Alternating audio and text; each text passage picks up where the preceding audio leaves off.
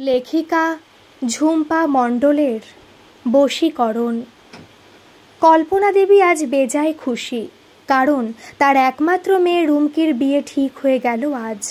পাত্র ভালো, সরকারি চাকরি করে, ফ্যামিলি ভালো, একটাই ছেলে, দেনা পাওনার কোনো চাহিদা নেই। এমন সম্বন্ধ পাওয়া মানে হাতে চাঁদ পাওয়া। দোষের মধ্যে পাত্রপক্ষটি বাঙাল, আর মেয়ের বাবা এক্কেবারে এদেশীয় ঘটি। ছেলে বাঙাল বলে মেয়ের বাবা একটু নাক সিটকালেও মেয়ের মায়ের বিন্দুমাত্র আপত্তি যেখানে নেই, সেখানে মেয়ের বাপের আপত্তি যে টিকবে না সেটা বলাই বাহুল্য। হোক না বাঙাল, তাতে কি? ঘটি বাঙালের ঠোকাঠুকি সারা জীবনের, তা কোন সংসারে ঠোকাঠুকি নেই? তাই বলে এত ভালো ছেলে হাতছাড়া করা যায়? রুমকি কোনো রকম উচ্চ মাধ্যমিক পাশ করেছে। আসলে পড়াশোনার ইচ্ছের থেকে সংসার করার প্রবল ইচ্ছে তার সেই ছোট্টবেলা থেকে। ছোটবেলায় কেউ যদি তাকে জিজ্ঞেস করত, বড় হয়ে কি হবে মা? রুমকি এক কথায় উত্তর দিত, ভালো বউ হব। তা এতদিনের অপেক্ষার অবসান হতে চলেছে রুমকির। মনে মনে এসে ভীষণ খুশি। পাত্রটির সাথে ও তার স্বপ্নের রাজপুত্রের বেজায় মিল পেয়েছে। কিন্তু আমাদের দেশের মেয়েরা সে যুগে হোক বা এ যুগে হোক, ফর্সা না হলে সেটা মেয়েদের বড্ড দোষের কারণ হয়।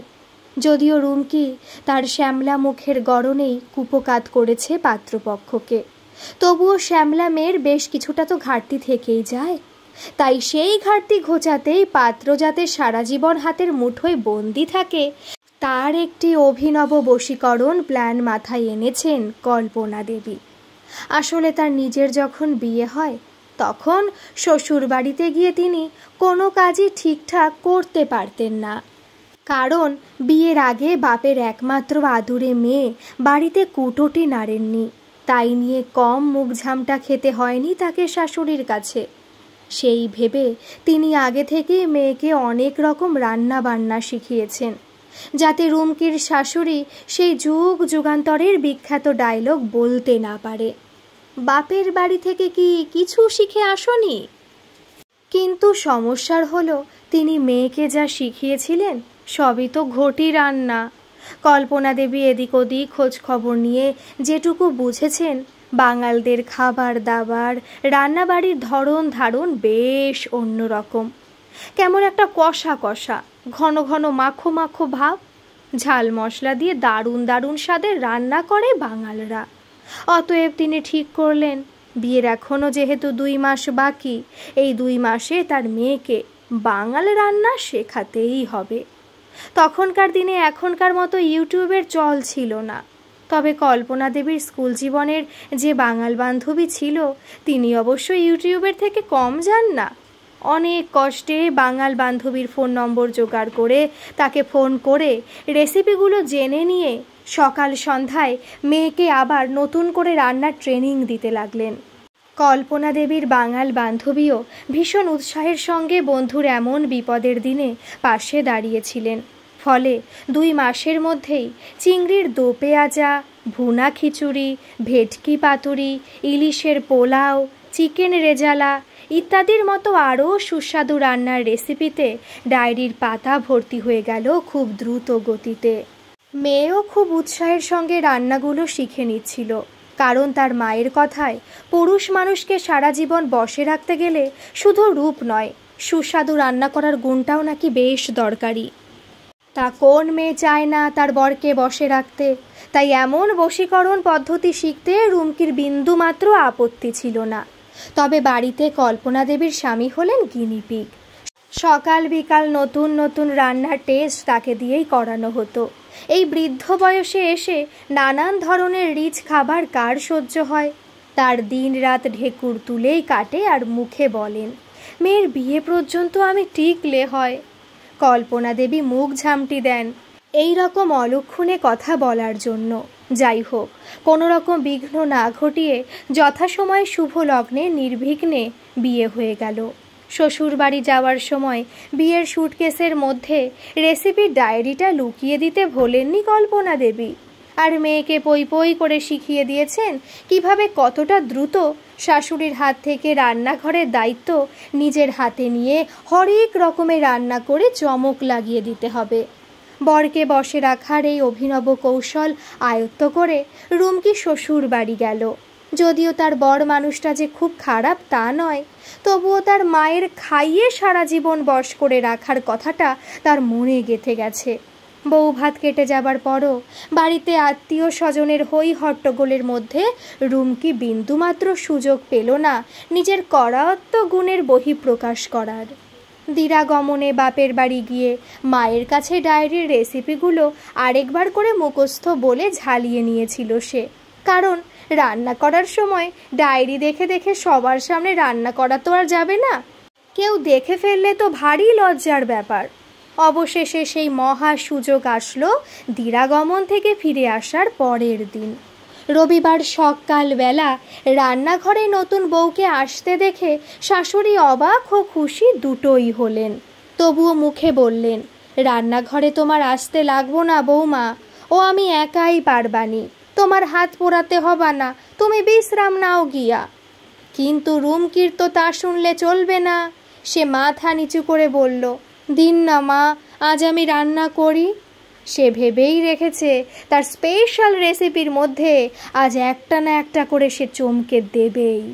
শাশুড়ি এমন লক্ষ্মীমন্ত বউ পেয়ে মনে মনে বেজায় খুশি হয়ে বললেন, রান্নাকরণের এত যখন ইচ্ছা হইছে, তাহলে আজ ওই ঝিঙা 4খানা লও আর ওই বাটা মাছ কয়খানা দিয়া পাতলা ঝোল করে ফেলবা, কি পারবা তো? এই কথায় রুমকি হতবাক হয়ে বলল, এই পাতলা ঝোল কার জন্য করব মা, কে খাবে? রুমকির শাশুড়ি বলল, কেডা খাবে আবার, আমরা সবাই খাবো। আসলে হয়েছেটা কি, তোমার শ্বশুর মশাই হলেন আলসারের রোগী, একদম ঝাল মশলা সহ্য করতে পারে না। তা ঘরে আমরা 3-4টা প্রাণী, তোমার শ্বশুর মশাই পাতলা ঝোল খাবেন আর আমরা মশলা দিয়ে কষা খাবো, তা তো হইব না। তা তুমি কি বলো বৌমা, ঠিক কইছি কি না? তাছাড়া মশলা দিয়া রান্না হইলে উনি লোভ সামলাইতে পারবে না। এমনিতেই খাইতে বড় ভালোবাসেন, কিন্তু তা কইলে তো হবা না বৌমা, তাই না বলো? তা ওনার লগে এই ঝোলই আমাগো সকল রে খাইতে হইব। শাশুড়ির কথা শুনে রুমকির চোখ কপালে উঠে গেল। সকাল সন্ধে এত পরিশ্রম করে বাঘা বাঘা রেসিপি শিখে এসে এখন কিনা শেষে ঝিঙে দিয়ে বাটা মাছের ঝোল। শাশুড়ি আবার বলল, তা তুমি রান্না যখন করবা বলতেছো, তখন রেসিপিটা কইয়া দি, ভালো কইরা শুনো। কড়াইতে ছোট চা চামচের 1 চামচ মাত্র তেল দিবা, তাতে জিরা ফোড়ন দিয়া আলু হলুদ ও লবণ দিয়া মাইখা সেরে দিবা, 1 খান মাত্র কাঁচামরিচ কাইটা দিবা। উনি জাল একেবারে সহ্য করতে পারবা না। তারপর 2 কাপ জল দিবা, জল ফুইটেলে ভাজা মাছ কয়খানা দিয়ে দিবা, জল নামাইবার ঠিক 2 মিনিট আগে ঝিঙা সেরে দিবা। এত দূর বলে রুমকির দিকে তাকিয়ে বললেন, পারবা তো, এক্কেরে সোজা, কোনো ঝামেলা নাই মশলা বাটনের। হতাশ বৌমা মাথা নাড়িয়ে জানালো সে পারবে। শাশুড়ি খুব খুশি হয়ে বললেন, শোনো বাপু, এটা খেয়াল রাখবা, ঝিঙা গোল গোল করে কাটবা, কিন্তু আর হ্যাঁ, ঝিঙা কিন্তু ঝোলে মিয়া গেলে চলবো না, ঝিঙা শক্ত থাকতে হইব, ঝিঙার রঙও সবুজ থাকতে হইব, আর ঝিঙার গন্ধটাও যেন থাইকে, তবেই ঝিঙার ঝোল খাইতে এক্কেরে অমৃত লাগবো। রেসিপি শুনে এবার রুমকির মাথা ঘোরার অবস্থা। মনে মনে ভাবল, এত রান্না সে শিখেছে, কিন্তু এরকম কঠিন রান্না কোনো রান্নাকে মনে হয়নি। রান্নার পরেও ঝিঙা শক্ত থাকবে, ঝিঙার রং সবুজ থাকবে, ঝিঙার গন্ধটাও থাকবে। উফ, তাহলে ঝিঙা ঝোলে দেবার দরকারটা কি, কাঁচা খেলেই তো পারে। অবশেষে শাশুড়ি তৃপ্তির হাসি হেসে বলল, এই রান্নাটার নামটা কি আমি দিয়াছি জানো? ফুইসফাস মাছের ঝোল। ওই খায়ে উনি এখন ভালো আছেন। রুমকির বরকে বশীকরণ করার এতদিনের কঠিন অধ্যাবসায় এমনভাবে বৃথা গেল জেনে তার কান্না পেয়ে গেল। কিন্তু কিছু করার নেই। মা কাছে থাকলে না হয় একটু গলা জড়িয়ে ধরে এক চোট কেঁদে নিত। অগত্যা শিখে আসা রেসিপিগুলো আপাতত শিখেই তুলে দিয়ে নতুন বাঙাল রান্না এই ফুসফাস মাছের ঝোল রেসিপিটা রান্না করে শ্বশুর শাশুড়ি শুদ্ধ বরকে বশীকরণের চেষ্টায় নতুন উদ্যমে ঝিঙে কাটতে বসলো সে। গল্পটি যদি ভালো লাগে তাহলে প্লিজ একটা সাবস্ক্রাইব করে আমার পাশে থাকবেন। কেমন লাগলো অবশ্যই কিন্তু কমেন্টে জানাবেন। ধন্যবাদ।